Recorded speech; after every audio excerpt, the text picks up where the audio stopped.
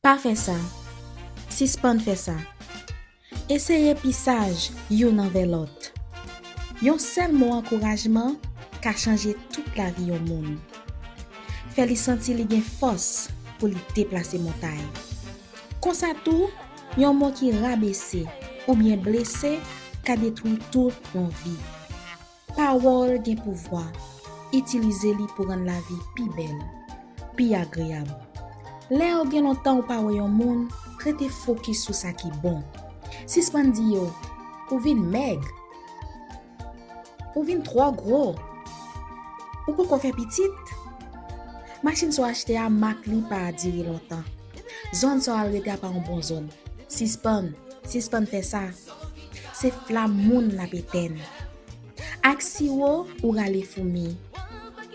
Gentillesse, bienveillance, c'est clé. Dis plutôt, ça fait longtemps moi pas wè ou, moi content wè ou. Ou belle, ou frais. Machine ou belle, félicitations. M'm content tant de acheter un kay. Kembe la. Comme ça, ou va attirer bon vibration même pour propre tête ou. Ou pour son inspiration même pour propre tête ou. Ou encourager l'autre la tout. Voyez plus bonne énergie ak mon ap di.